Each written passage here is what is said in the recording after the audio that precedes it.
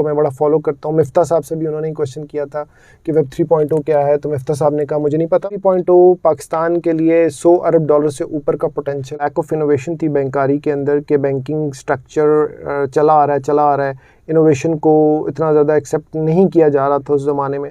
सो अपने आप को ही डिसरप्ट करने के लिए जो कॉस्ट थी मेरी, लैक ऑफ इनोवेशन, उस कॉस्ट को मैंने अपॉर्चुनिटी बनाया और टेक्नोलॉजी वर्ल्ड में जंप लगा दी ताकि इसको मैं ठीक कर सकूँ। फिर इसको 2016 से मैंने फॉलो किया। I really liked him.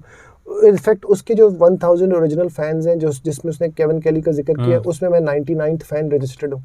हाँ, तो मेरी उसके साथ चैट भी होती है। अच्छा। सो उसी से मैंने देखा था कि वो जर्नल की बात कर रहा था, तो 5 मिनट जर्नल आया। स्टार्टअप्स होती हैं, जब उनको प्री सीड मिलता है, सीड मिलता है, सीरीज ए मिलता है, सीरीज बी मिलता है, तो पैसे नहीं भी रेज करने होते तो एडवांस में रेज करके बैठ जाते हैं क्योंकि उनका पहिया चल रहा होता है। तो वो इन्वेस्टमेंट फोकस्ड हो जाते हैं, डिलीवरी फोकस्ड नहीं रहते। जब आप इन्वेस्टमेंट फोकस्ड हो जाएं और आपने जो पैसे नहीं भी लेने वो इस नीयत से ले लिए कि मेरे पास कुशन होना चाहिए ताकि मेरे अगले 4-5 साल गुजर जाएं, और आप प्रॉफिट की तरफ नहीं जा रहे, तो वो भी फेल हो सकती है। अस्सलाम वालेकुम everyone, welcome back to another episode of profile. और ख़ास मेहमान और प्रोफेशनल मेरे से मौजूद हैं। 18+ ईयर का एक्सपीरियंस है इनका बैंकिंग इंडस्ट्री में।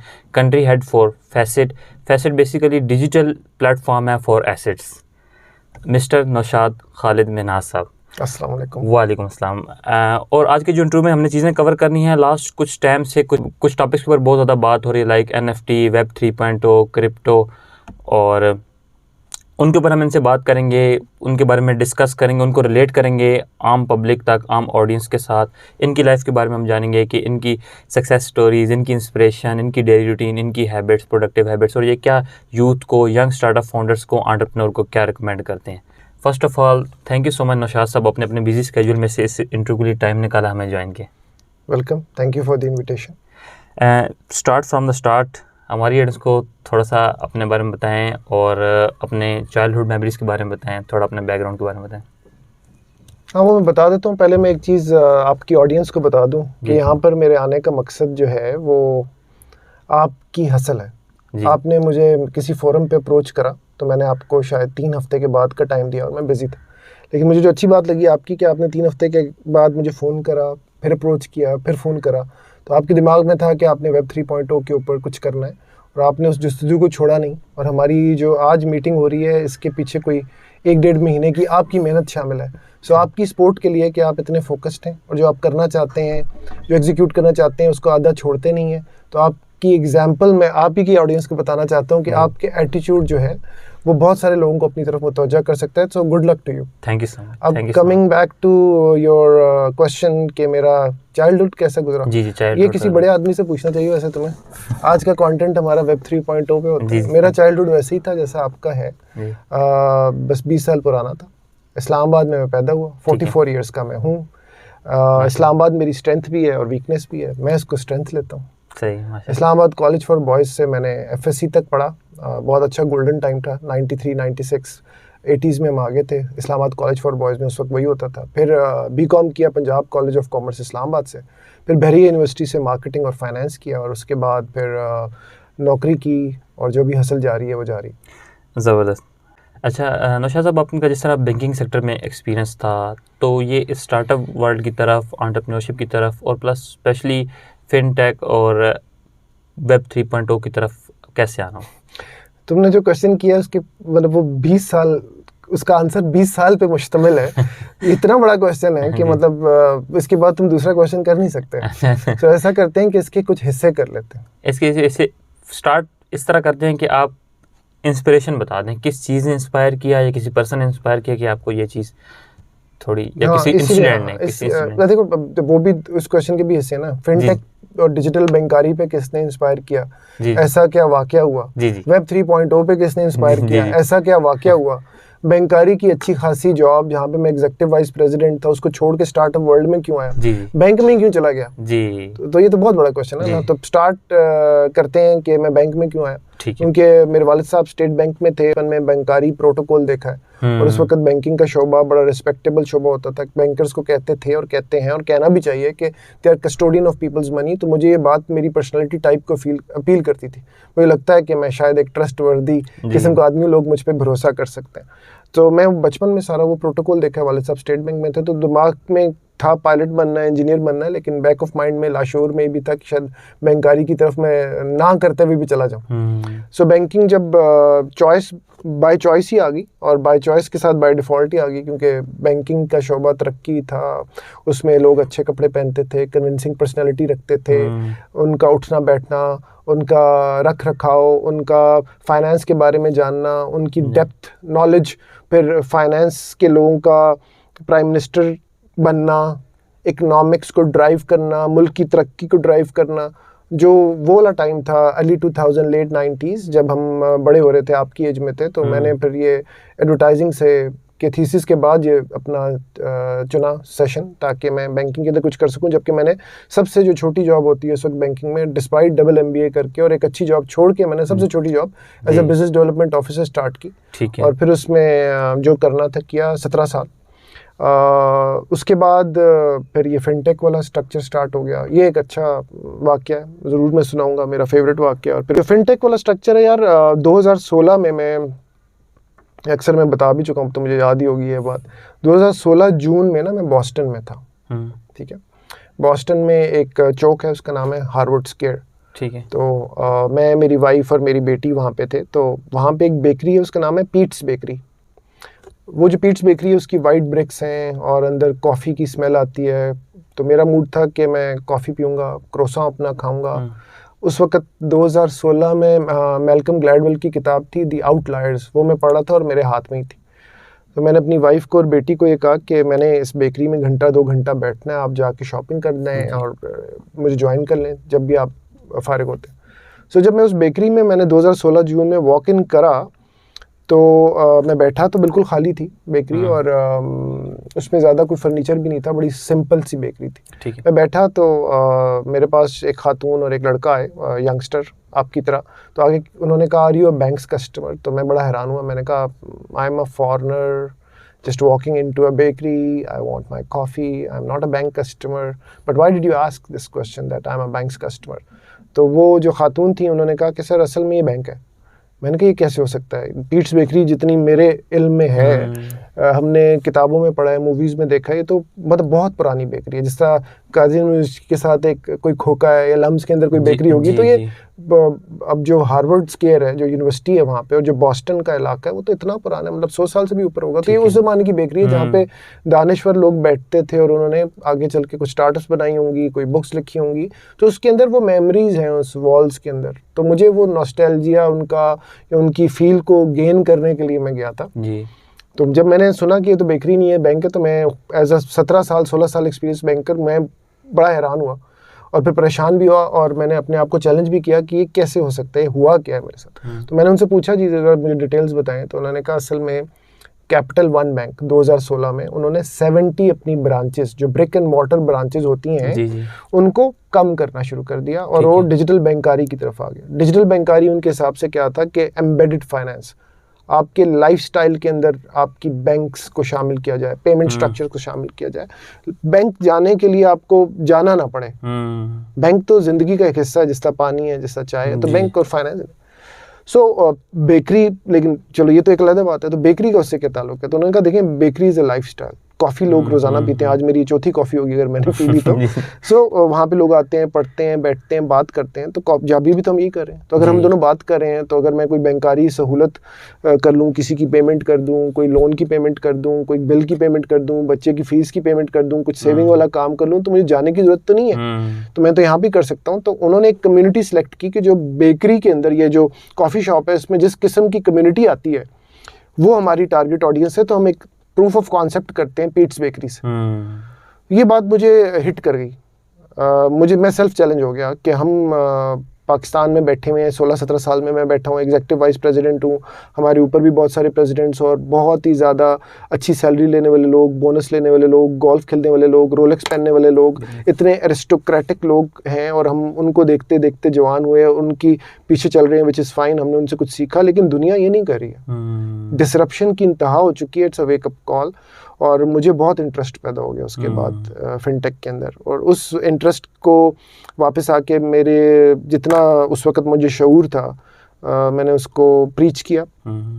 प्रैक्टिस करने की कोशिश की। अपने बैंक में, जिस ज़माने में बैंक में काम कर रहा था, अपनी मैनेजमेंट को बताया, प्रेजेंटेशंस बनाई, मुल्क में हेड ऑफिसेज में, मुल्क से बाहर एक नया डिजिटल बैंक बनाने के लिए प्रेजेंटेशंस उस वक्त दी जब और कोई इस बारे में बात नहीं कर रहा था। उसके कुछ आफ्टर मैथ्स थे, कुछ रिजल्ट निकले, कुछ रिजल्ट नहीं निकले, लेकिन मुझे ये रियलाइज़ हुआ कि बैंक्स ने इवेंचुअली तो ये करना ही है इस चीज़ के अंदर। लेकिन 2016 पाकिस्तानी बैंक्स के हवाले से ये जो मैं बात कर रहा हूँ, कोई 5-1 साल आगे होगी, हम थोड़ा स्लो स्पीड में डिसरप्शन पे चलते हैं।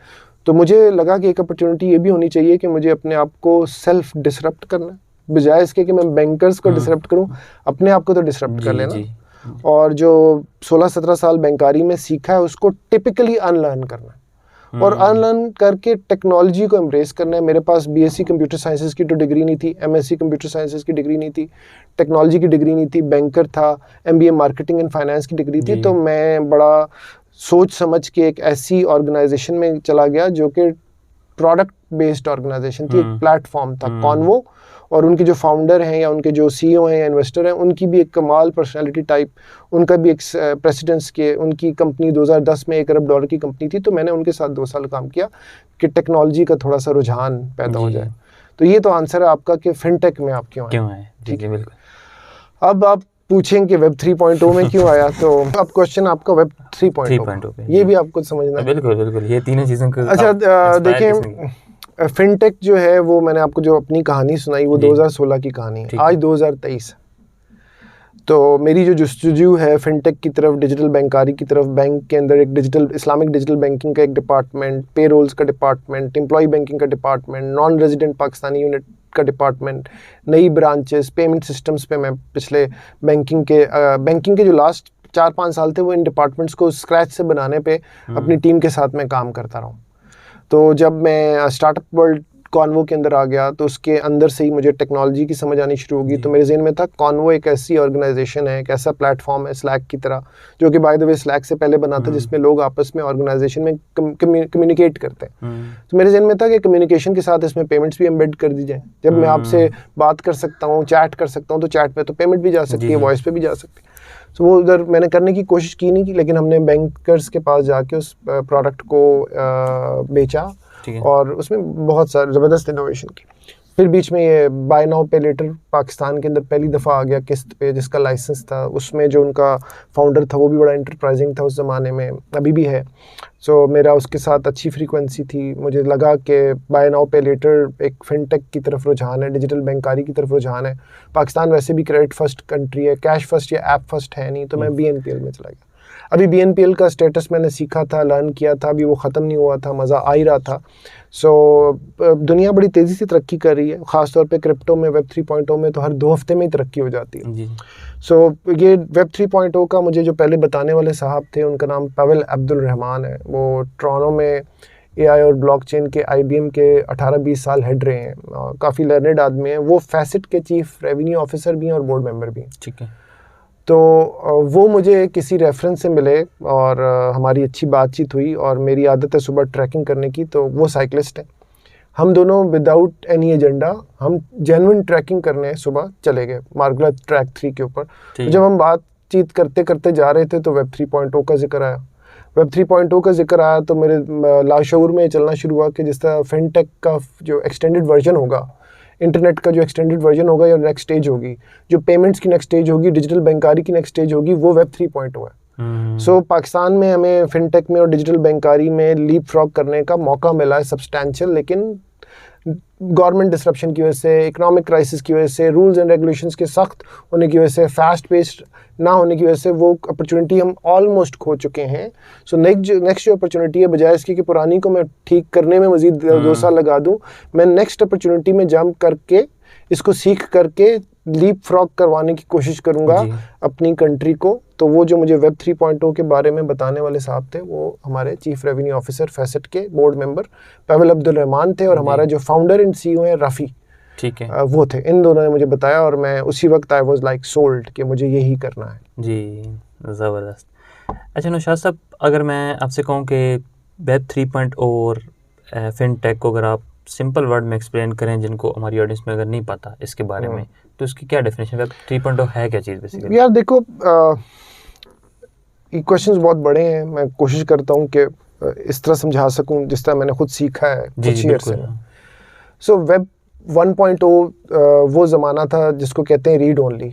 वो लेट 90s मिड 90s का ज़माना है। मैं अपनी एग्जांपल दूं तो एक MIRC चैट होता था, वो इंटरनेट लगता था मॉडेम के साथ, मॉडेम में ठुश ठुश की आवाज़ आती थी, फिर वो कनेक्ट होता था, कनेक्ट होने के बाद कोई ब्लॉग डाउनलोड होता था या पिक्चर्स पिक्सेल्स में डाउनलोड होती थी, वो रीड ओनली होते थे। हम तो बिजली ना जाए तो 2 घंटे देखते रहते थे कि आने वाली चीज़ क्या है। That was read only, that was called web 1.0। ठीक है। वेब 1.0 के बाद जो था वो था रीड एंड राइट। वो आप लोगों की इरा में हुआ है। उसकी सबसे बड़ी examples Uber, Airbnb, Netflix. Read and write, आप करीम हो गया, उबर हो गया, फूड पैंडा हो गया, आप इस पे रीड भी करते हैं, राइट भी करते हैं, चैट भी करते हैं। एक इंटरेक्टिव एबिलिटीज़ होती हैं। और नेटफ्लिक्स है तो नेटफ्लिक्स के ऊपर या यूट्यूब है या टिकटॉक है या फेसबुक है या इंस्टाग्राम है, ये एक प्लेटफॉर्म है जिस पे आप रीड भी करें, राइट भी करें, इंटरेक्टिव है, लेकिन प्लेटफॉर्म की मलकियत किसी और के पास। ठीक है। वेब 3.2 जस्ट डिसरप्शन है और ये बहुत ही बड़ा रेवोल्यूशन है। वेब 3.2 की डेफिनेशन हो गई या एक लाइनर हो गया तो कहते हैं read write and own. Own क्या है क्वेश्चन आपका ये होना चाहिए, व्हाट इज ओनिंग। ठीक है। नेटफ्लिक्स पे आप मूवी देखते हैं, कंटेंट किसी और का देखने वाले आप। यूट्यूब अभी आपके कैरियर प्लेटफॉर्म के ऊपर ये वीडियोस चलेंगी, कंटेंट बनाने वाले हम, देखने वाले आपकी ऑडियंस। जी। अगर आपने इससे पैसे कमाने शुरू किए जो आप करेंगे आगे चल के जी, तो ज़्यादा पैसे कमाने वाला वो जो प्लेटफॉर्म का मालिक, यानी कि यूट्यूब का तो वो नहीं था कंटेंट, आपकी जस्तजू थी आपकी, और यूट्यूब की जो ऑडियंस थी वो आपकी भी थी, उनकी भी थी, मिलकी थी। लेकिन यूट्यूब ने सबसे ज़्यादा पैसे कमाए, बिलियंस ऑफ डॉलर्स कंपनी बन गई। फेसबुक ने सबसे ज़्यादा पैसे कमाए, बिलियंस ऑफ डॉलर्स कंपनी बन गई। ये हो रहा था वेब 2.0 के अंदर। लाइक उबर मतलब के गाड़ियों के ओनर्स और राइडर सर्विस वाले और चलाने वाले और जोड़ने वाले और, तो वो जो मालिक है प्लेटफॉर्म का वो बिलियन डॉलर कंपनी बनी, लेकिन कंटेंट जिसने बनाया वो बिलियन डॉलर पर्सन नहीं बना। ठीक है। सो वेब 3.0 एक ऐसा डिसेंट्रलाइज्ड प्रोटोकॉल फराहम करता है जिसमें जो कंटेंट डेवलपर है वही मालिक है और जो उसका फैन है या उसका देखने वाला है वो भी मालिक है। जी। इसके अंदर मैं आपको 2 एग्जांपल्स दूंगा जो अभी मेरी आपसे बात हुई। एक एग्जांपल अपनी आपकी ऑडियंस को समझाने के लिए देता हूँ। मेरे हेयर स्टाइल से आपको पता चलता होगा कि मैं जुनून का बहुत बड़ा फ़ैन हूँ, अली अज़मत का। ठीक है जी। सो जब हम टीनेजर थे और म्यूज़िक सुनते थे, रॉक सुनते थे, तो जुनैद जमशेद और अली अज़मत को सुन के हम बड़े हुए। और उनके कॉन्सर्ट्स इस्लामाबाद मैरियट में हो रहे हैं, यूनिवर्सिटीज़ में हो रहे हैं, तो हम आपकी उम्र में सबसे आगे खड़े होके बड़े ही जज्बे से उनके गाने गाते थे, हेड बैंगिंग करते थे। आधे मेरे बाल शायद हेड बैंगिंग में गिर गए होंगे। सो जब हम ये सारा का सारा काम करते थे तो देखें, फ़ैन हमें, उनका कंटेंट है, उनके कंटेंट में दम है, दिल दिल पाकिस्तान में दम है, यारो यही दोस्ती में दम है। लेकिन वो जो उनके कंटेंट में और उनके अंदर जो टैलेंट है उसको एक्सपोनेंशियल आगे लेके जाने वाले उनके फैंस हैं। सो ये 2 लोगों का मामला है, कंटेंट क्रिएटर का और एक फ़ैन का। इन दोनों की मलकियत होनी चाहिए थी बिजनेस में। मलकियत आई यूट्यूब की, बिल्कुल मलकियत आई उस प्लेटफॉर्म की जिस प्लेटफॉर्म पे इन्होंने जोड़ा। जी जी, वो कैसेट्स हो सकती हैं या रिकॉर्डिंग जहाँ पे उनकी म्यूजिक रिकॉर्डेड हम सुन सकते थे, वो चीज़ हमें जोड़ी थी ना, मतलब कि हम जुनैद जमशेद को कैसेट हो सकती थी वेब 1.0 में, वो रीड थी। ठीक है। नेटफ्लिक्स, यूट्यूब हो सकता था डिजिटल प्लेटफॉर्म में, वेब 2.0 था। वेब 3.0 ये है, आज के ज़माने में अगर आप कोई बैंड बना लेते हैं म्यूज़िक जिस तरह, तो उसके ऊपर जो आप और फैंस हैं वो आपस में अपनी इक्विटी शेयरिंग कर लें। इसकी सबसे अच्छी एग्जांपल आप लोग भी गूगल कर लीजिएगा, ऑडियस है। ऑडियस एक सबसे ज़्यादा हॉट प्लेटफॉर्म है। स्पॉटिफाई भी इस तरफ जाना चाह रहा है। ऑडियस एक ऐसा प्लेटफॉर्म है कि आप स्कर्दू में बैठे हुए हैं और गाना गा रहे हैं, तो आपका कंटेंट और आपका फ़ैन, दैट इज़ इट। सो इस तरह के जो वेब 3.0 है वो रीड, राइट एंड ओनरशिप है। किराए पे डीवीडीज़ मिलती थी, किराए पे वीडियो कैसेट्स मिलती थी, यहाँ पे ऑफ बीट होती थी, वर्जिन एयर होती थी, रेडियो सिटी होती थी, जब हम वीडियो कैसेट किराए पे लेकर आया करते थे। अमेरिका में ब्लॉकबस्टर होती थी। ब्लॉकबस्टर एक दुकान थी, बड़ी फेमस दुकान थी, उसका बहुत ज़्यादा बिजनेस। नेटफ्लिक्स ने ब्लॉकबस्टर को बिल्कुल तबाह कर दिया, मतलब ख़त्म कर दिया, इस तरह से वो डिसरप्ट कर दिया। तो किसने किया? नेटफ्लिक्स ने। किस वक्त किया? वेब 2.0 में। वेब 3.0 नेटफ्लिक्स को डिस्टर्ब कर देगा अगर नेटफ्लिक्स खुद ही डिस्टर्ब ना हुआ, क्योंकि ये रीड राइट एंड ऑन है। ये समझ आई? बिल्कुल समझ, आप लोगों को समझ आ गई है? So, yeah. बिल्कुल। हाँ, फिनटेक का मैंने आपको स्टोरी सुना दी असल में कि मैं फिनटेक या डिजिटल बैंकारी की तरफ गया। तो फिनटेक फाइनेंशियल टेक्नोलॉजी की एब्रीवेशन है। बैंकिंग के अंदर रोबस्ट टेक्नोलॉजी बैंकिंग को ट्रांसफॉर्म कैसे करती है, यूज़र्स के साथ कनेक्ट कैसे करती है, उसका एक्सपीरियंस कैसे करती है, वो फाइनेंशियल टेक्नोलॉजी ही होती है। और फिनटेक बज़वर्ड पिछले कुछ सालों में बन गया बिकॉज बड़ा अच्छा कैची सा है, लेकिन फिनटेक तो बड़े अरसे से चला आ रहा है। डिजिटल बैंकारी के अंदर जो सेपरेट ऐप्स होती हैं, पाकिस्तान डिजिटल रिटेल बैंक का लाइसेंस जारी कर रहा है, डिजिटल फुल बैंक का लाइसेंस जारी कर रहा है, मोन्जो, फिडोर, N26 ये शुरू के पायनियर्स डिजिटल बैंक्स हैं जिनको ब्रिक एंड मोर्टर की ज़रूरत नहीं है। तो जो डिजिटल बैंक्स होते हैं, डिजिटल बैंकारी ऐप्स होती हैं, वो जिस टेक्नोलॉजी बनी होती है वो फाइनेंशियल टेक्नोलॉजी होती है, उसे फिनटेक कहते हैं। सो फिनटेक की जो ग्रोथ है वो इसी वजह से है क्योंकि वो डिजिटल बैंक्स की तरफ लेके जा रहे हैं। आपको किसी जगह जाने की ज़रूरत नहीं है। तो अब तो इसको एम्बेडेड फाइनेंस कहते हैं कि आपकी ज़िंदगियों में फाइनेंस एम्बेडेड है। वो किसने किया? टेक्नोलॉजी ने। किस टेक्नोलॉजी ने किया? वो फिनटेक ने। जी ठीक। अच्छा नौशाद साहब, रिसेंटली अब जिस तरह मैंने पहले भी इंट्रोडक्शन में बता दिया कि रिसेंटली इन टॉपिक्स पर बहुत ज़्यादा बात हो रही है, लाइक ब्लॉकचेन, वेब 3.0, NFT। तो इनके अगर रिलेशनशिप के बारे में बात करूँ, इनका आपस में क्या ताल्लुक है, उसके बारे में थोड़ा सा बता दें। देखो, ब्लॉकचेन तो एक अंडरलाइंग टेक्नोलॉजी है, ठीक है, और टेक्नोलॉजी वक्त के साथ साथ ग्रो कर रही है। ये टेक्नोलॉजी ट्रांसपेरेंसी देती है, ब्लॉक्स करके ये टेक्नोलॉजी बनती है। ये कोई जो थर्ड पार्टी है उसको ये ट्रांसपेरेंसी दे रही है। ये एक लेजिट टेक्नोलॉजी है और इसमें लेयर 1 लेयर 2 प्रोटोकॉल्स हैं, स्मार्ट कॉन्ट्रैक्ट्स हैं, बहुत ही ज़्यादा डेप्थ है, एक जीनियस टेक्नोलॉजी है।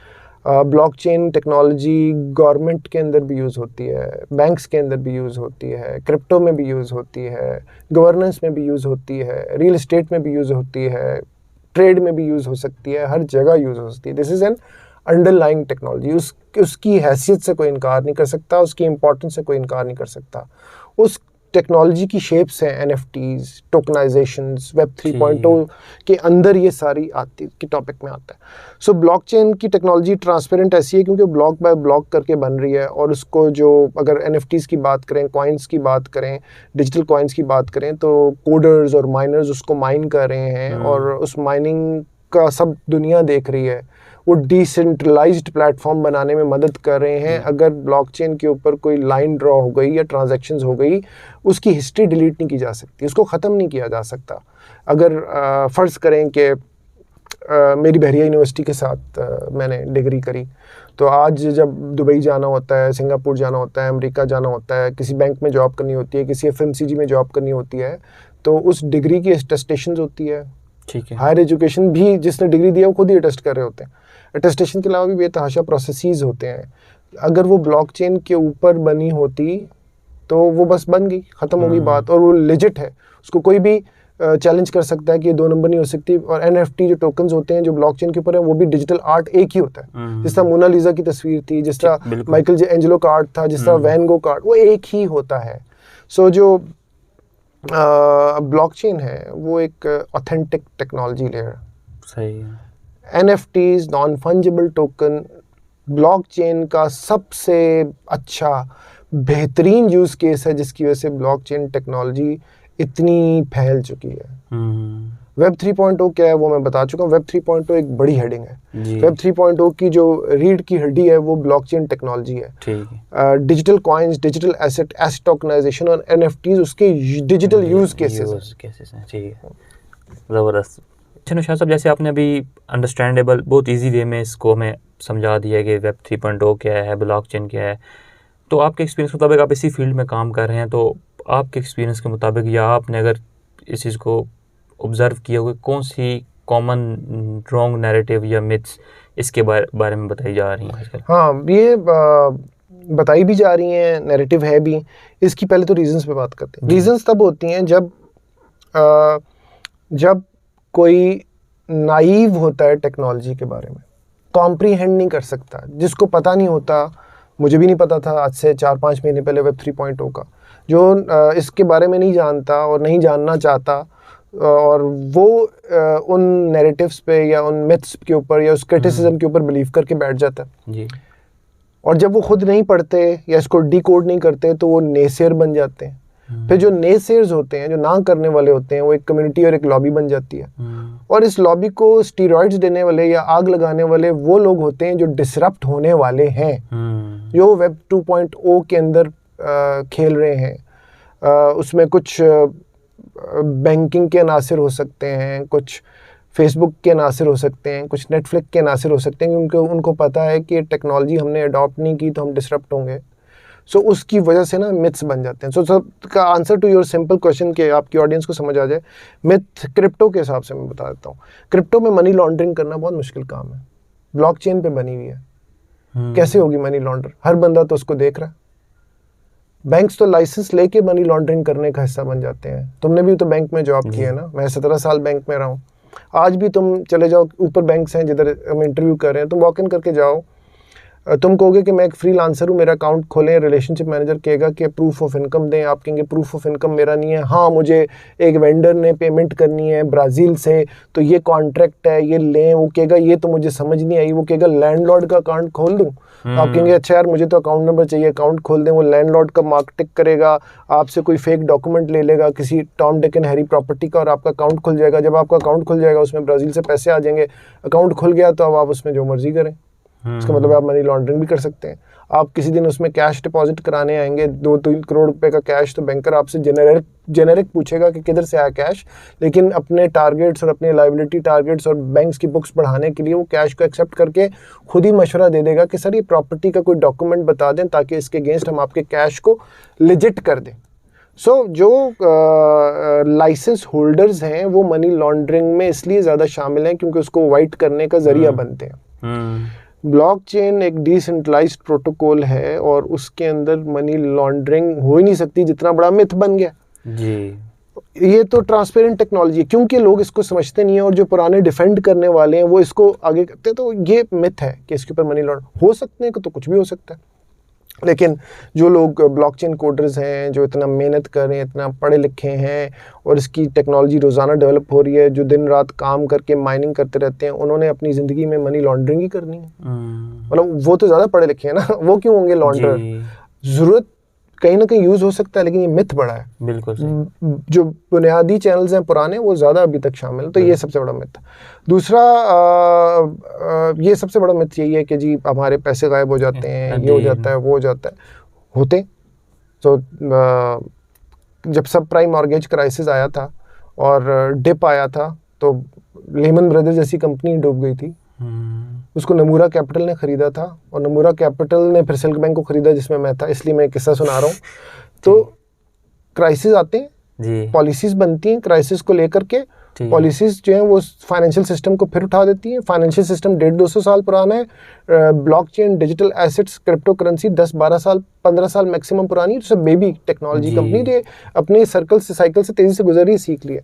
सो जो उसके मिथ्स हैं बैंकारी के, वो तो जेन्युइन है, स्टोरीज जेन्युइन है। ये मिथ्स हैं इसलिए मुझे समझ नहीं आ रही। तो मोस्टली मिथ्स ही हैं। ये नैरेटिव है कि एंटी मनी लॉन्ड्रिंग के लिए या पैसे को बाहर भिजवाने के लिए ये टेक्नोलॉजीज यूज होती हैं, जबकि ऐसा कम है, इतना नहीं है जितना बना दिया गया।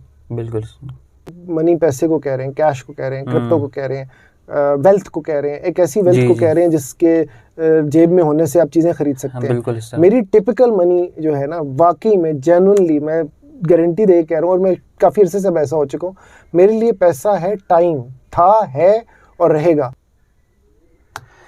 अच्छा नौशाद साहब, जैसे कभी आपने बताया कि अगर हम 2 ग्रुप्स में डिवाइड करते हैं, एक ग्रुप जो है कैश में डील कर रहा है under the radar, like investment करनी है, प्रॉपर्टी में कर दी, यहाँ कर दी, और दूसरा ग्रुप है जो इस फैंसी टर्म्स के ऊपर या इनके ऊपर बहुत काम कर रहा है, लाइक NFT, क्रिप्टो, वेब 3.0 के ऊपर। तो अगर आप थोड़ी सी इसकी इम्पोर्टेंस बताएं कि इसका क्या पोटेंशियल है वेब 3.0 का दूसरे बिजनेस में इन्वेस्ट करने की निस्बत। सो आई थिंक इसका आंसर ये नहीं है कि वेब 3.0 का पोटेंशियल कैश से ज़्यादा है, और इसका आंसर ये भी नहीं है कि कैश में या प्रॉपर्टी में इन्वेस्टमेंट करने का पोटेंशियल वेब 3.0 से ज़्यादा है। इसका अक्लमंद आंसर ये है कि म्याना रवि जो हमें हमेशा से सिखाई गई है, डाइवर्सिफिकेशन जो सिखाई गई है, जो सीखनी चाहिए, diversity of investment, diversification of your investment portfolio, वो है। अगर इन्वेस्टमेंट कैटेगरीज होती हैं, इन्वेस्टमेंट का इन्वेस्ट जो करने वाला है उसका पर्सोना होता है। आपको अगर आप रियल एस्टेट में इन्वेस्ट करते हैं, टर्म डिपॉजिट में इन्वेस्टमेंट करते हैं, बॉन्ड्स में इन्वेस्टमेंट करते हैं, म्यूचुअल फंड में इन्वेस्टमेंट करते हैं, कमोडिटीज़ में इन्वेस्टमेंट करते हैं, गाड़ियों में इन्वेस्टमेंट करते हैं, तो वो जब ये कमोडिटीज़, ये अपॉर्चुनिटी किसी इन्वेस्टर के सामने आती है, वो अपनी रिसर्च करता है, इन्वेस्ट करता है, वो वेब 2.0, वेब 1.0, ये पुरानी बातें थी, ख़त्म नहीं हो रही हैं। नई अपॉर्चुनिटी आ गई है कि डिजिटल एसेट्स में इन्वेस्ट करें। सो क्वेश्चन ये नहीं है कि आपने उधर नहीं करना उधर भी है।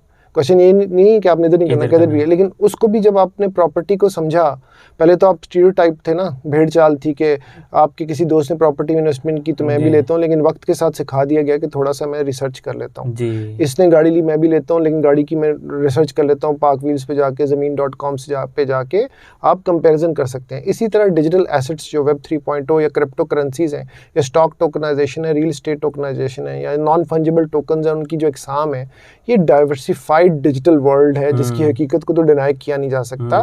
तो उसके अंदर आप अपने पोर्टफोलियो को कैनबलाइज कर सकते हैं, शिफ्ट कर सकते हैं, आहिस्ता आहिस्ता लर्न कर सकते हैं। किसी ने किसी को ये नहीं कहा कि आज आप $10,000 का बिटकॉइन ले लें। यही खूबसूरती है डिजिटल एसेट्स की कि एक रियल एस्टेट जो कि एक प्लॉट है, एक रियल एस्टेट जो कि बिल्डिंग है, एक रियल एस्टेट जो दुकान है, एक रियल एस्टेट जो ऑफिस है, वो आप एक ही ख़रीद सकते हैं। इस्लामाबाद में छोटे से छोटा लेंगे तो 1 करोड़ रुपए का लेगा। 1 करोड़ रुपए की सेविंग सबके पास नहीं है, लेकिन अगर वो रियल एस्टेट टोकनाइज हो जाएगा, वो डिजिटल एसेट हो जाएगा, तो ब्लॉकचेन टेक्नोलॉजी की वजह से उसके फ्रैक्शंस बन जाएंगे, लिमिटलेस फ्रैक्शंस बन जाएंगे। तो आप उसका एक छोटे से छोटा 0.0001% हिस्सा के भी मालिक बन सकते हैं, क्योंकि डिजिटली उस फ्रैक्शन को बनाना और फिर उसको परचेज करना एक cumbersome process real estate property से इजी है। बिल्कुल। सो फ्रैक्शन तो प्लॉट्स तो हैं उधर ही, क्योंकि प्लॉटिस्तान में पाकिस्तान बना है जो कि हमारे बहुत सारे दोस्त कहते हैं। तो डिजिटल एसेट्स के अंदर भी इन्वेस्ट करना है। कुछ लोग इन्वेस्ट करते हैं डिजिटल एसेट्स के अंदर कि वो गेन कर सकें, which is very legit and valid, it should be in this way. मैं रिक्वेस्ट ये करूँगा और आपके सुनने वालों से कि आप लोग डिजिटल एसेट्स में इन्वेस्ट करें सीखने के लिए। पहले किसी भी प्लेटफॉर्म पे चले जाएं, फैसेट इंशाल्लाह लॉन्च हो रहा है, फैसेट पे भी जाइए, किसी भी प्लेटफॉर्म पे डिजिटल एसेट्स के चले जाइए और 1000 रुपये की इन्वेस्टमेंट, 50 रुपये की इन्वेस्टमेंट, 500 रुपये की इन्वेस्टमेंट से स्टार्ट करें। और जब आप स्टार्ट करेंगे तो आप सीखेंगे, जब सीखेंगे तो समझ आएगा प्रोसेस, वो सब चीज़ समझ आ जाएगी। जब तक हम करेंगे इन्वेस्ट खुद उसमें, जब तक नहीं करें, स्किन इन द गेम जी। So you have to do it yourself to understand, वरना मैं आता रहूँगा, बताता रहूँगा, आपको सबको जो बातें समझ आएंगी वो कम आएंगी। मैंने खुद भी सीखा और इसको इतना ज़्यादा अरसा नहीं हुआ जब तक मैंने बहुत ज़्यादा बड़ी नहीं, इन्वेस्टमेंट मल्टीपल डिजिटल एसेट्स में करके सीखा, तो मुझे उसका पता चला कि इसके पीछे टेक्नोलॉजी क्या है, क्या ये स्टेबल कॉइन है, क्या ये एल्गोरिदम बेस्ड स्टेबल कॉइन है, क्या ये करेंसी बेस्ड स्टेबल कॉइन है, क्या ये प्रॉपर्टी बेस्ड डिजिटल एसेट है। उसकी बहुत डिटेल्स हैं और उसके लिए कोई कोडर होना या टेक्नोलॉजी की डिग्री लेना ज़रूरी नहीं है। जिस तरह आप रियल एस्टेट में सीखते हैं, इस तरह गाड़ियों में सीखते हैं। गाड़ियों की भी 6000 फॉर्म्स हैं, वो आपको पता होंगी, लेकिन डिजिटल कॉइन्स की कितनी फॉर्म्स हैं वो नहीं पता।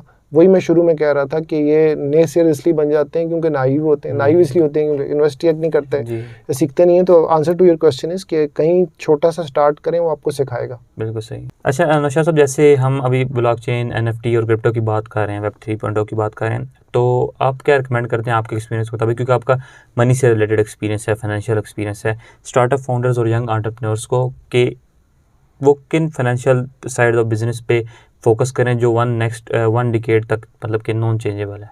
ये तो डेकेडलेस है।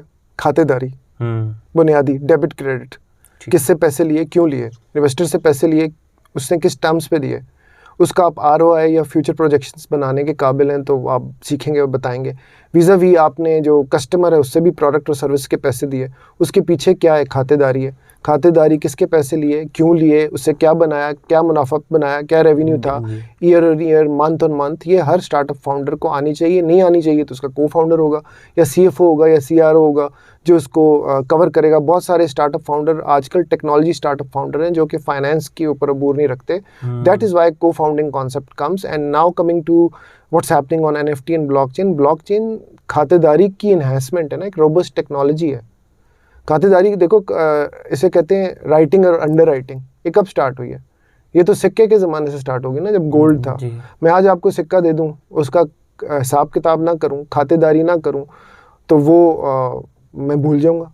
बिल्कुल जी। वो ही ब्लॉकचेन के ऊपर हो रहा है ना। ठीक है। तो ये ब्लॉकचेन और NFT उन लोगों को, जिस तरह आपने मुझसे क्वेश्चन पूछा, बज़वर्ड या बहुत ही अपीलिंग वर्ड्स या न्यू टर्म्स लगती हैं, क्योंकि आपने उसके बारे में मजीद जानेंगे तो आपको पता चलेगा कि है ये खातेदारी।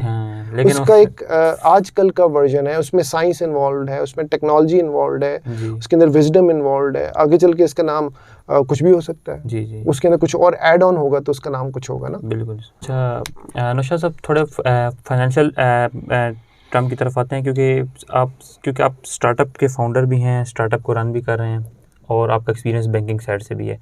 तो आप कुछ फाइनेंशियल स्ट्रेटजीज या कोई टिप्स दें यंग स्टार्टअप फाउंडर्स को, क्योंकि एक जो मेन एस्पेक्ट है, ये एक पॉइंट है किचन सर्कल। स्टार्टअप फाउंडर के माइंड में ज़रूर किचन सर्कल हमारा ज़रूर चले, उससे एट द स्टार्ट ही उनकी वो टेंशन माइंड में लेके फिर होते हैं। तो अगर फाइनेंशियल हमसे टिप्स लूँ मैं स्टार्टअप फाउंडर्स के लिए, तो वो क्या होंगे? बहुत कॉम्प्लिकेटेड क्वेश्चन है, वेरी डिफिकल्ट टू आंसर। देखो, कंट्री टू कंट्री इकोनॉमिक जो क्राइसिस हैं वो हर एक के ऊपर से हेडिंग उनकी एक ही है, नोयत डिफरेंट है। पाकिस्तान एक इमर्जिंग कंट्री ही है, काफ़ी अरसे से अभी तक इमर्ज नहीं हुई और मुश्किलात इधर आती रहती हैं। इकोनॉमिक क्राइसिस दुनिया में भी आता है, पाकिस्तान में डबल एज स्वॉर्ड की तरह आ जाता है, फ्लड आ जाता है, पॉलिटिकल डिसरप्शन हो जाती है। यहाँ पे जो मसाइल डेवलप्ड कंट्रीज़ के अंदर हैं वो वाले मसाइल नहीं हैं। यहाँ पे तो सॉइल डिफरेंट है, एटमॉस्फेयर डिफरेंट है, मसाइल ही डिफरेंट है। यहाँ पे अनफॉर्चुनेटली लाइबिलिटीज़ को पूरा करना, किचन को चलाना, हमेशा एक एंटरप्रेन्योर को ओवरशैडो करके उसको दबा देता है। बिकॉज जनरल हालात है ना कि आपके ऊपर घर के भी बहुत सारे लोगों की रिस्पॉन्सिबिलिटी शामिल है, फैमिली से स्ट्रक्चर ऐसा है, इसीलिए तो जॉब की तरफ लोग जाते हैं। फिर डेवलप्ड कंट्रीज़ की तरह मेडिकल गवर्नमेंट से सबका कवर्ड नहीं है, रिटायरमेंट सबकी कवर्ड नहीं है। अगर आप कमा नहीं रहे तो आपको कोई वो नहीं दे रहा, बैठे बिठाए आपको $400-500 किसी वजह से नहीं मिल रहे, सब्सिडाइज्ड नहीं है। और अगर हैं भी, जो भी हुए हैं कुछ अरसे पहले, जो स्पोर्ट प्रोग्राम्स वगैरह आए हैं, वो सब के लिए तो नहीं है। तो इसलिए पाकिस्तान के डायनामिक्स बड़े डिफरेंट है। इसलिए पाकिस्तान में ये जवाब देना बड़ा कॉम्प्लिकेटेड हो जाता है कि हम अपने घर को चलाने के लिए किचन मैनेजमेंट करें या एंटरप्रेन्योर बने। लेकिन एंटरप्रेन्योर बनने के लिए अक्लमंदी तो चाहिए, लेकिन रिस्क लेने की भी बड़ी ज़रूरत होती है। तो इसका आंसर मैं शायद, और मैं गलत ही हूँगा क्योंकि बहुत वाइज लोग बैठे हुए हैं, इसका आंसर शायद ये होना चाहिए कि जो स्टार्टअप फाउंडर है वो पैशनेट तो ज़रूर हो, उसकी बातें ओवरवेलमिंग भी ज़रूर हों, लेकिन जो भी स्टार्टअप फाउंडर जिस भी कैटेगरी में है, उसने किचन की लाइबिलिटीज़ को साइड पे रखने से पहले अपनी रिसर्च एंड डेवलपमेंट, अपना होमवर्क, अपना जो आइडिया है और अपना पैशन है, उसके पीछे फाइनेंशियल मॉडलिंग के साथ इतना ज़्यादा किया हो कि जब वो जंप मारे स्टार्टअप वर्ल्ड में तो उसकी दिल, दिमाग और रूह ये कह रही हो कि तुम फेल नहीं होगे, तो वो कर लेगा। वर्किंग तो हम लोग फेल, अब फिर वो पाकिस्तान जैसी कंट्री में भी कर लेगा। होता ही है मोस्टली कि जब आप देख रहे होते हैं कि इसने इतने $1 मिलियन रेस किए, इसने इतने $1 मिलियन रेस किए, तो अब का कल्चर इस तरह से बन गया है कि एक छोटा सा आइडिया जो कि पुख्ता नहीं है, उसकी पीछे सही तरह से काम नहीं किया गया और ओवरवेल्म होके, जज्बाती होके, पैशन में आके कि बहुत ही ब्रिलियंट आइडिया है, जो आप बाकी का काम है वो बंद कर देते हैं और फिर आप उसमें जंप मारते हैं। वो थ्योरी ये कहती है कि ज़रा आपने फोकस करना है, डीप डाइव लेना है, तो आप मल्टीटास्क नहीं कर सकते, अदरवाइज आप फेल हो जाएंगे। आई एग्री टू दिस, लेकिन मैं समझाना ये चाह रहा हूँ कि जब आपने अपना काम इंडिपेंडेंट फुल करना है, तो आपने अगर 100% होमवर्क कर दिया है और आप सैचुरेट हो गए हैं होमवर्क करके और आपको समझ आ गई है कि इससे ज़्यादा मैं होमवर्क नहीं कर सकता, और अब मैं अपने होमवर्क करके इस मैदान के अंदर इतना खुद पे यकीन आ गया है कि ये फेल अगर हुआ भी तो मुझे रिग्रेट नहीं है, तो उस दिन आपको किचन का डर नहीं होगा, क्योंकि आपको पता होगा कि आप करने क्या वाले, तो होमवर्क पूरा करना है। अच्छा नौशाद साहब, जैसे अभी एयरलिफ्ट की भी एग्जांपल रिसेंटली हमारे सामने है, फंडिंग की तरफ आते हैं, एक यंग स्टार्टअप फाउंडर है, जब वो इस तरह की केस स्टडीज सामने देखता है कि इतनी मार्केटिंग, इतनी टीम, इतनी फंड रेजिंग, क्योंकि डिफरेंट चैनल्स पे आ रहा है कि इतने फंडिंग, इतने $1 मिलियन फंडिंग रेस कर ली, इतने $1 बिलियन फंडिंग रेस कर ली, उसके बाद भी अगर उनकी वर्किंग शट डाउन हो गई हैं, तो क्या आप रिकमेंड करते हैं, या one advice to startup founder के वो ऐसी केस स्टडीज़ को कैसे लें, कैसे स्टे मोटिवेटेड रहें? यार देखिए, एयरलिफ्ट की जो एग्जांपल है, उसके बाद पाकिस्तान की स्टार्टअप्स बहुत हैं जिन्होंने पैसे रेस किए। वो तो नहीं रुक रहे, क्योंकि पोटेंशियल है, स्किल है। स्क्वायर कैपिटल ने एक डिजिटल बैंक को पैसे दिए हैं, एक लेगेसी कंपनी है जिसका फिनटेक है, उसने पैसे रेस किए हैं, एक ट्रैवल ने पैसे रेस किए हैं।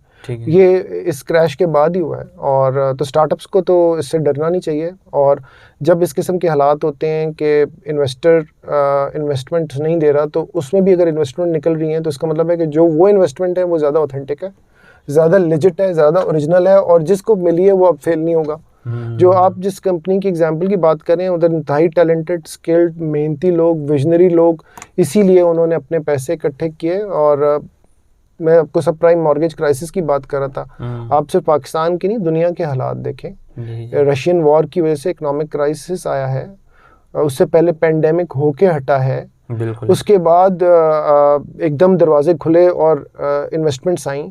जो लोग इन्वेस्टमेंट्स करने वाले हैं AAA रेटेड वेंचर कैपिटलिस्ट, और उसमें ऐसे भी बहुत सारे लोग शामिल हैं जो कंट्री टू कंट्री अजीबोगरीब किस्म की इन्वेस्टमेंट्स करते हैं। पाकिस्तान के अंदर हो सकता है उन लोगों ने इन्वेस्टमेंट्स की हों जिस तरह एक पोकर की गेम में इन्वेस्टमेंट होती है कि यार जो लास्ट मेरी इन्वेस्टमेंट बनती है $1-2 लाख, वो मैं अपना लिक्विडिटी पूल बना के वेंचर कैपिटलिस्ट को दे के देता हूँ कि पाकिस्तान में अगर छक्का लग गया तो छक्का लग गया। तो वो देखिए उस इन्वेस्टमेंट की नीयत भी क्या है कि मैं अपनी पहली प्रायोरिटी इन्वेस्टमेंट नहीं दे रहा, टर्शरी इन्वेस्टमेंट दे रहा हूँ जिसमें से ये कंपनियां निकल रही हैं, तो वहाँ पे खोखलापन आ जाता है। दूसरा ये कि इकोनॉमिक क्राइसिस है। तीसरा ये कि पॉलिटिकल क्राइसिस है, डिसरप्शन हो रही है, पॉलिटिकल डिसरप्शन हो रही है, हम एक पहिए पे चल नहीं पा रहे। उसके बाद अब तो खैर एक सैलाब वाला भी चक्कर आ गया। बिल्कुल।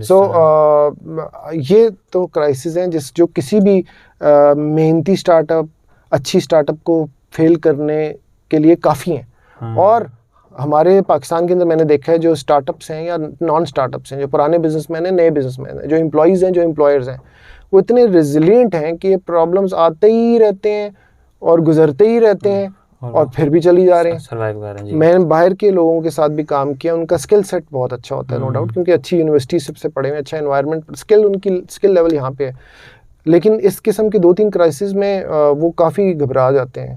हम लोग नहीं घबराते हैं, आदत हो गया है, सॉलिड हो गए हैं। और लास्ट जो आपका क्वेश्चन था उसका एक आंसर ये भी है कि कुछ ऐसी स्टार्टअप्स होती हैं जब उनको प्री सीड मिलता है, सीड मिलता है, सीरीज़ ए मिलता है, सीरीज़ बी मिलता है, तो पैसे नहीं भी रेज़ करने होते तो एडवांस में रेज़ करके बैठ जाते हैं क्योंकि उनका पहिया चल रहा होता है। तो वो इन्वेस्टमेंट फोकस्ड हो जाते हैं, डिलीवरी फोकस्ड नहीं रहते। जब आप इन्वेस्टमेंट फोकस्ड हो जाएं और आपने जो पैसे नहीं भी लेने वो इस नीयत से ले लिए कि मेरे पास कुशन होना चाहिए ताकि मेरे अगले 4-5 साल गुजर जाएं, और आप प्रॉफिट की तरफ नहीं जा रहे, तो वो भी फेल हो सकती है। सो ये मुख्तलिफ अनासर हैं जो किसी भी स्टार्टअप को फेल कर सकते हैं। तो करें क्या, स्टार्टअप्स ना बनाएं, ऐसा कतई तौर पे नहीं है। इसका आंसर वही है भाई कि जो आपका स्टार्टअप बनने वाला है उसके हर पहलू से आपने पूरा होमवर्क किया है, सारी हासिल की है, सारी लर्निंग की है, और आपको यकीन हो गया कि ये सबसे ज़्यादा होमवर्क था, मैं कर सकता था, तो फिर फेल भी होंगे ना तो कोई फ़र्क नहीं पड़ेगा, वो यहाँ पे स्टार बन के आएगा। बिल्कुल। अच्छा Naushad sahab, Nobel prize winner Robert Shiller talk about the power of narrative in his book Narrative Economics. He talk about how stories and narrative can cause economic fluctuation. अब स्टोरी टेलिंग भी होती है उनकी बुक में, कहने का मकसद ये है कि इकोनॉमिक क्राइसिस की स्टोरी भी क्रिएट हो सकती है या रॉन्ग नैरेटिव भी फैल सकता है। तो आपके ख्याल से कि ये मिथ है या स्ट्रेटेजिक फेलियर होता है या ये वाकई ये रॉन्ग नैरेटिव होता है? स्ट्रेटेजिक फेलियर तो होता ही है, उसके ऊपर नैरेटिव को एग्जेजरेट किया जा सकता है, उसमें स्टीरॉयड डाले जा सकते हैं। जो साहब जिन्होंने कहा उनको नोबेल प्राइज़ मिला है, मैं उनको नेगेट नहीं कर सकता, ज़ाहिर है उनको नोबेल प्राइज़ मिला है तो उन्होंने रिसर्च की होगी। जो मेरे अपने तजर्बे के हिसाब से अगर तुम मिथ की बात करो, नैरेटिव की बात करो, तो पॉलिटिक्स में नैरेटिव बनते हैं मोस्टली। आप जो ट्रम्प से लेके पाकिस्तान तक देखें तो जितने भी अभी लास्ट 4-5 सालों के अंदर, ख़ास तौर पे 2 सालों में लीडर्स आए हैं, उनकी अपनी पर्सनैलिटी टाइप भी बहुत अच्छी है, लेकिन सोशल मीडिया का उसमें बड़ा किरदार है और नैरेटिव सबसे ज़्यादा स्ट्रांगली जो बिल्ड होता है सोशल मीडिया पे होता है। और उसकी वजह से फिर इकोनॉमिक्स का भी बिल्कुल हो सकता है, फाइनेंशियल इंडस्ट्री का भी हो सकता है, बिकॉज फाइनेंशियल इंडस्ट्री जो इन्वेस्टमेंट की है वो तो स्पेकुलेशन बेस्ड है, रियल एस्टेट भी स्पेकुलेशन बेस्ड है, स्टॉक एक्सचेंज भी स्पेकुलेशन बेस्ड है, डेरिवेटिव्स भी स्पेकुलेशन बेस्ड है। सो नैरेटिव का बहुत बड़ा किरदार डेफिनेटली है। और इवन डिजिटल एसेट्स के अंदर की ओपिनियन लीडर्स होते हैं, जिस तरह इन्फ्लुएंसर्स होते हैं, डिजिटल एसेट्स में की ओपिनियन लीडर्स होते हैं, वो नैरेटिव बनाने के पैसे लेते हैं। अच्छा। तो वो क्या, तुम्हारा क्वेश्चन अगर ये है कि वो नैरेटिव का इम्पैक्ट होता है, तो आंसर है बिल्कुल होता है। अगर तुम्हारा क्वेश्चन ये कि नैरेटिव गलत है, तो नैरेटिव गलत नहीं है, एग्जैजरेटेड हो सकता है, क्योंकि कोई हकीकत होगी जिसके ऊपर ये नैरेटिव बन रहा है। अगर आप इकोनॉमिक क्राइसिस या पाकिस्तान जैसी कंट्री या किसी और कंट्री के फेलियर की स्ट्रैटेजी की बात करें, तो कोई ना कोई फेलियर होने की रीज़न है, चाहे होमवर्क कंप्लीट नहीं हुआ, चाहे स्ट्रैटेजी नहीं बनी, और नैरेटिव ने उसको 4 चांद लगा दिए या आग लगा दी। जी। अच्छा नौशाद साहब, अभी कॉन्सेप्ट से हट के हम अब आपकी तरफ आते हैं, आपकी डेली रूटीन के बारे में। आपके रिचुअल्स, हैबिट्स हमारी ऑडियंस से अगर शेयर करें, डेली रूटीन जो थ्रू आउट द करियर आप लेके चल रहे हैं सर, उसके बारे में थोड़ा सा बताएं। अर्ली राइजर तो मैं बचपन से ही हूँ, लेकिन पॉलिश हो गई हैं कुछ रूटीन्स, और बीच में कभी कभी मैं वो उसको रोक भी देता हूँ, क्योंकि वो भी मोनोटोनस हो जाता है रोज़ाना की एक रूटीन फॉलो करना। लेकिन मुझे जो मज़ा आता है, जिसकी वजह से मुझे लगा है कि मेरी सेल्फ डेवलपमेंट बहुत हुई है, जिसको मैं प्रीच भी कर रहा हूँ, प्रैक्टिस भी कर रहा हूँ, वो जर्नलिंग है। जो जर्नल मैं लिखता हूँ उसका नाम है द 5 मिनट्स जर्नल। वो जिन 2 को फाउंडर्स ने बनाया है, उनकी कंपनी 5 मिनट्स जर्नल एक बड़ी कंपनी बन चुकी है, उसकी ऐप भी आ चुकी है। लेकिन मैं मुल्क से बाहर जाता हूँ, अमेरिका, या घर वाले जाते हैं, या कोई दोस्त आता जाता है, तो मैं 5 मिनट्स जर्नल की कॉपीज़ मंगवा लेता हूँ, हाथ से लिखता हूँ। उसके ऊपर सबसे पहले स्टार्ट होता है कि कोटेशन ऑफ द डे, मुझे वो मोटिवेट करती है। फिर ग्रैटिट्यूड की एक्सरसाइज होती है कि शुक्र अदा करें अल्लाह ताला का, क्रिएटर का। आप कुछ भी शुक्र अदा कर सकते हैं, वालिद का, वालदा का, पेरेंट्स का, दोस्तों का, गाड़ी का, बच्चों का, वेदर का, आज़ादी का, अपनी बॉडी अच्छे होने का, रूह अच्छे होने का, किसी भी चीज़ का आप शुक्र अदा कर सकते हैं। तो वो बेसिकली आपको और पॉजिटिव और मुस्तहकम बनाता है। फिर उसके बाद नीचे एक एक्सरसाइज होती है कि आज आप क्या क्या काम करेंगे, क्यों करेंगे, वो मैं लिख लेता हूँ। फिर उसके बाद आखिरी चैप्टर होता है कि आपने रात को सोने से पहले इस चैप्टर को लिखना है, या 3 लाइंस होती हैं। तो उसके अंदर ही पूछा जाता है जो आपने दिन गुजारा, क्या ये आपने जो प्लान किया था उसके हिसाब से बेस्ट है, या कोई गलती की, गलती लिखी है और उसको इम्प्रूव कैसे करेंगे। इस तरह एक दिन सुबह होती है तो एक चैप्टर दिमाग का खुलता है, और फिर वो चैप्टर बंद हो जाता है। खोलते बंद करते जो आपने लिखा होता है उस हिसाब से आप एग्जीक्यूट कर रहे होते हैं। तो मशक कितनी हो जाती है कि you are becoming crisper, sharper, bigger and better. So meditation में करता हूँ, और अब मुझे मज़ा आ रहा है मेडिटेशन करने का। मेडिटेशन मैंने स्टार्ट की तो शुरू में बड़ी मुश्किल लगती थी, बोरियत होती थी, समझ नहीं आती थी, फोकस नहीं था। अब कर के मुझे मेडिटेशन का बहुत मज़ा आता है और समझ जाता हूँ। तो वो मश्क ऐसी है जो कि रूह को जिस्म के साथ, दिमाग को रूह के साथ मुंसलिक रखती है, और आपको बड़ा सॉलिड कर देती है, एक चट्टान की तरह। तो मेडिटेशन भी कर रहा हूँ। एक्सरसाइज तो मैं मतलब टीनेज से करता हूँ। ट्रैकिंग मेरी फेवरेट है, इस्लामाबाद में रहने का मकसद भी ये बाय द वे। और साइकिलिंग भी आजकल कर रहा हूँ, उसमें मैं बुक भी सुन लेता हूँ, वॉक लंबी करता हूँ, और जब ये ना करूँ तो जिम चला जाता हूँ। ठीक है। अच्छा नौशाद साहब, हमारी ऑडियंस को, यंग स्टार्टअप फाउंडर्स को, यूथ को अगर आपने रिकमेंड करना हो एप्स, बुक्स, जिसमें उनकी पर्सनल ग्रोथ भी हो, प्रोफेशनल ग्रोथ भी हो, तो क्या हो? स्क्वायर कैपिटल के वेबसाइट पे चले जाएं, वाई कॉम्बिनेटर की वेबसाइट पे चले जाएं, अच्छे वेंचर कैपिटलिस्ट के डाटा को सर्च करें तो आपको पिच टेक्स्ट बनाने के फॉर्मेट्स मिल जाएंगे, वो देखिए। ऑडिबल एक ऐप है जिसके ऊपर आप किताबें डाउनलोड करके सुन सकते हैं, फास्ट करके सुन सकते हैं, स्लो करके सुन सकते हैं, मोटरवे पे जाते सुन सकते हैं, ट्रैक करके सुन सकते हैं। वो मैं सुनता हूँ, वो आप ज़रूर सुने। किताबें बेतहाशा किस्म की हैं, क्रिप्टो से रिलेटेड आजकल मैं पढ़ रहा हूँ, king of crypto, blockchain Wars, tokenomics जो है वो इकोनॉमिक्स है टोकन्स की। सो ये मैं रिकमेंड करूँगा, जो क्रिप्टो के अंदर हैं, डिजिटल एसेट्स के अंदर हैं, पढ़ें। किताबों के अंदर तो पुरानी लेगेसी किताबें जिनको आप नेगेट ही नहीं कर सकते, उसके अंदर 7 इफेक्टिव हैबिट्स हैं। आपके शो के ऊपर मैंने देखा, अहमद ने भी बात करी थी, उसमें एक चैप्टर है by the way, if you want, तो मैं बिल्कुल उसका बहुत बड़ा प्रीचर हूँ कि शार्पन द सॉ। एक लकड़हारा है, वो दरख्त काट रहा है, तो एक पाकिस्तानी लकड़हारा है और एक अमेरिकन लकड़हारा है, फ़र्ज़ करो ना, तो हम दोनों दरख्त काटने जाते हैं। तो मैं ज़्यादा स्ट्रांग हूँ तुमसे देखने में, लेकिन तुम दरख्त जल्दी काट लेते हो, मेरा दरख्त कटता ही नहीं है 2 घंटे में, 3 घंटे में, तुम आधे घंटे में फ़र्ज़ करो काट के बैठ जाते हो। हुआ क्या, you have sharpen the saw. Sharpen the saw का मतलब कि तुम मेहनत करते रहो, अपनी जो कुल्हाड़ी थी या आरी थी उसको रगड़ रगड़ के शार्प बना दिया।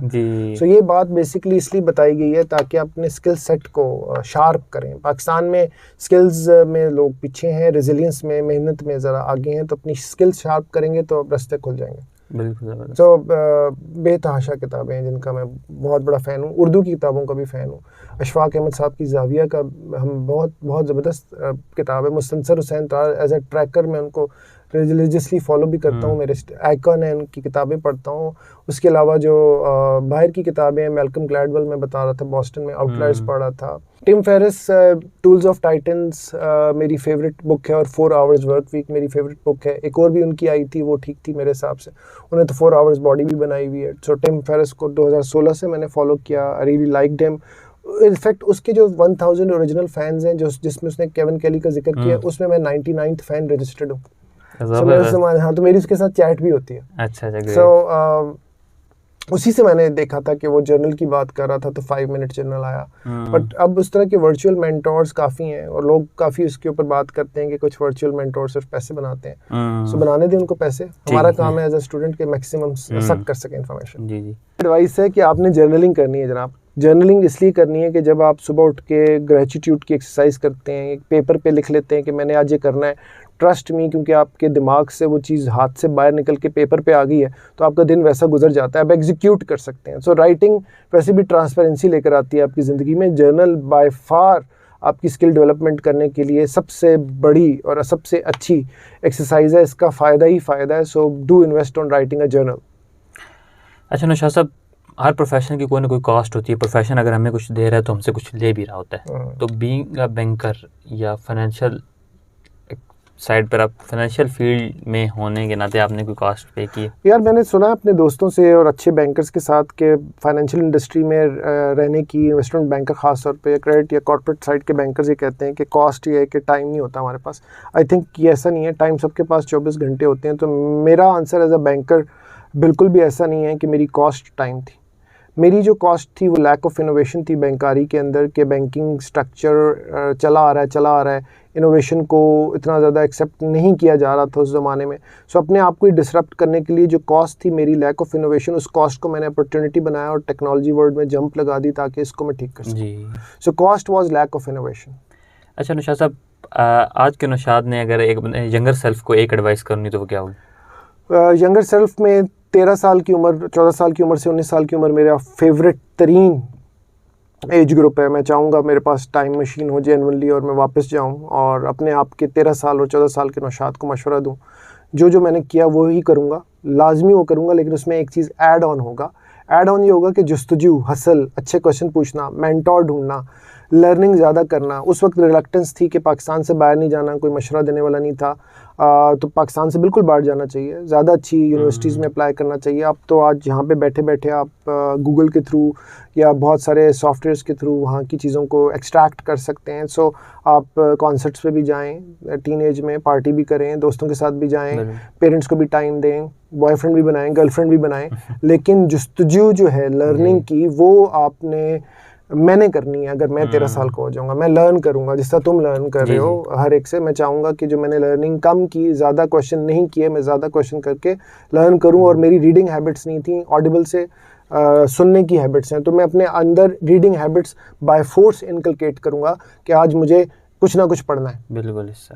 अच्छा नौशाद साहब, इतना फाइनेंशियल एक्सपीरियंस होने के बाद भी फाइनेंशियल फील्ड में आप रहे हैं, बैंकिंग सेक्टर में रहे हैं, आज भी अगर मैं मनी से रिलेटेड आपको कोई ऐसा पॉइंट आता है कि आप अपने खुद पे हंसते हैं कि यार इतना एक्सपीरियंस का क्या फ़ायदा कि यार यहाँ पे मैं फंस गया हूँ या ये चीज़ नहीं हो पा रही? मनी से रिलेटेड या फाइनेंशियल मॉडलिंग से रिलेटेड तो मैं हर वक्त ही फंसा रहता तो कुछ भी नहीं हो पाता, लेकिन जुस्तजू है, सीख लेते हैं, बेहतर हो जाते हैं। लेकिन अगर आप मनी, असल में आप जब बोलते हैं वर्ड मनी तो मेरे दिमाग में कुछ और आता है। आप बेसिकली मनी पैसे को कह रहे हैं, कैश को कह रहे हैं, क्रिप्टो को कह रहे हैं, वेल्थ को कह रहे हैं, एक ऐसी वेल्थ को कह रहे हैं जिसके जेब में होने से आप चीज़ें खरीद सकते हैं। मेरी टिपिकल मनी जो है ना, वाकई में जेन्युइनली मैं गारंटी दे कह रहा हूँ, और मैं काफ़ी अरसे से ऐसा हो चुका हूँ, मेरे लिए पैसा है, टाइम था, है और रहेगा, और वो मैं खुल के बांटता हूँ। वो मेरे पास कम भी होगी तो भी बांटूंगा, क्योंकि मैं जितना बांटता हूँ उतना मुझे फ़ायदा होता है। क्या बात है, क्या बात है। अच्छा साहब, one financial harsh truth about money, वही मैं बात करता हूँ यंग स्टार्टअप से रिलेटेड या हमारे यूथ के से, अगर हमारे यूथ को आपने रिकमेंड करना होगा one piece of harsh truth about financial and money. यार मैंने शायद जिशान तुमसे पहले भी बात की थी कि जो बिजनेस है उसमें हाथ को तंग रखें, दिमाग को खुला रखें। हाथ को तंग रखने का मतलब ये है कि सैलरी कॉस्ट होती है, इंफ्रास्ट्रक्चर कॉस्ट होती है, रेंटल कॉस्ट होती है। लीन स्टार्टअप मोड अब तो बहुत ही चल पड़ा है, लीन के ऊपर जाएं, जिस चीज़ की ज़रूरत है वो ही करें। अब जो बड़ी कंपनीज हो जाती हैं, स्टार्टअप के पास जल्दी पैसे आ जाते हैं, तो वो ऐसे एग्जैजरेटेड खर्चे करना शुरू कर देते हैं, चाहे वो ह्यूमन रिसोर्स के हों, किसी टूल के हों, ट्रैवलिंग के हों, वो ज़रूरत नहीं है, क्योंकि आपका अपना नुकसान है, आपके इन्वेस्टर का कम नुकसान है, आपके कस्टमर का कम नुकसान है। ये स्टार्टअप फाउंडर और स्टार्टअप का जो मालिक है या ग्रुप ऑफ पीपल मालिक है, उनका अपना नुकसान है। सो एक्सपेंसेस को टाइट रखें, बिल्कुल, और दिमाग को खुला रखें।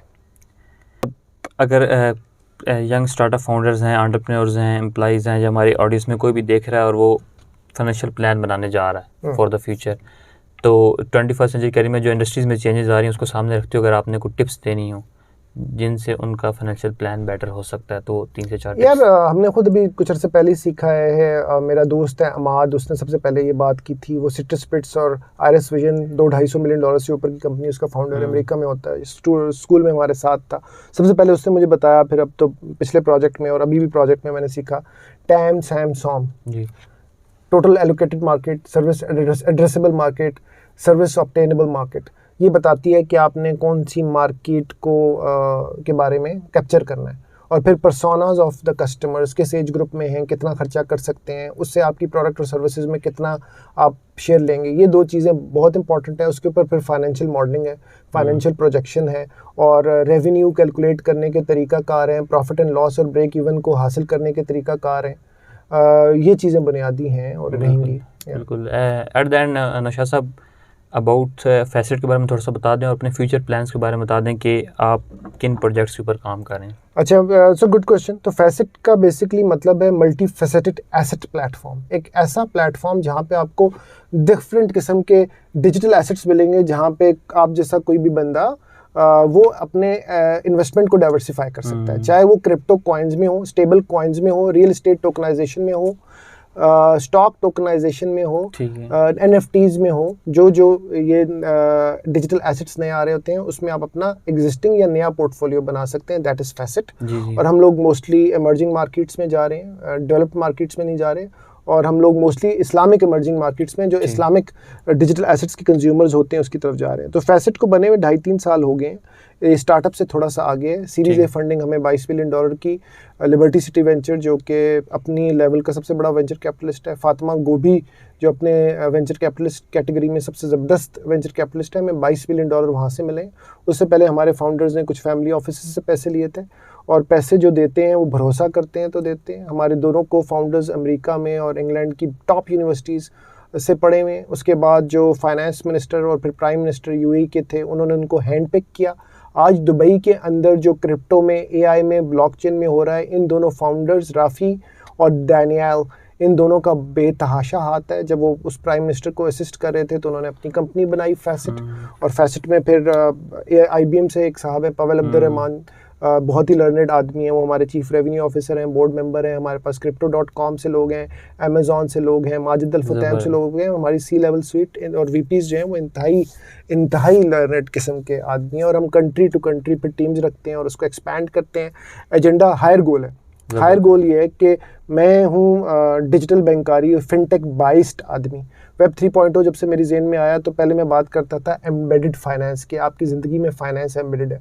अब मैं एम्बेडेड फाइनेंस की एक्सटेंड पे बात करता हूँ, एम्बेडेड क्रिप्टो। सो आपके जो रियल लाइफ यूज़ केसेस हो सकते हैं, फैसेट उस पर काम करता है कि रेमिटेंसेस जो हैं वो डिजिटल एसेट्स में कैसे आएंगी, खर्चा कैसे बचेगा, सैलरीज कैसे डिस्पर्स होंगी, आप को डिजिटल एसेट्स को कैसे यूज़ करना है अपनी सेविंग के लिए और अपनी लर्निंग के लिए भी। तो facet by the way Pakistan के अंदर हम प्राइम मिनिस्टर यूथ प्रोग्राम के साथ आपकी और आपकी ऑडियंस के नॉलेज के लिए हम लोग अक्टूबर से ऑनवर्ड वेब 3.0 का एक एडटेक प्लेटफॉर्म पे कोर्स लॉन्च करें। It's free for all. ठीक है। वैसे वेब 3.0 के कोर्सेज £3,000 पर कोर्स तक चले जाते हैं।